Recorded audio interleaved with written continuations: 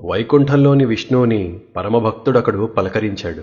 మనసులో ఉండే మాటనొకదాన్ని దాచలేక పైకి పలికాడు. లోకాలు మ్రొక్కేటి మాధవుడివే, నీకంటూ ఏదన్న లోటుందా? ముక్కంటి మరిదై మహాలక్ష్మి తనదై ఎవరికైనా కోరికుంటుందా? చిరునవ్వు చిందించి అచ్యుతుడు చిన్నగా గుక్క తిప్పక చెప్పె తన బాధని. శంఖచక్రాలున్న విష్ణువైనా సంకనెత్తిన తల్లి దాసుడేరా.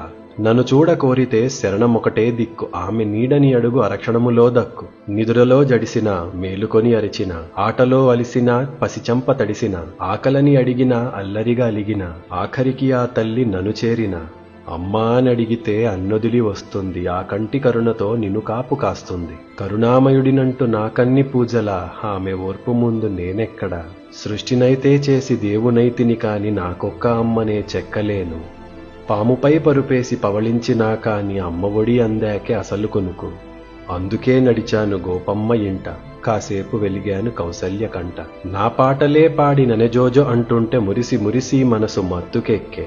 ముజ్జగాల దృష్టి నాపైన ఉందంటూ 3 సార్లు తిప్పి ముద్దు పెడితే, నా పీడ తుడిచేసి ననిరక్షగా పెడితే దైవానికే తల్లి ధైర్యమిచ్చే.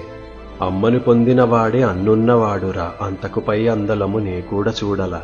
ఆ చేతి ముద్దరుచి నైవేద్యమందాక అమృతమునేనాడు ఇక నేను ముట్టలా.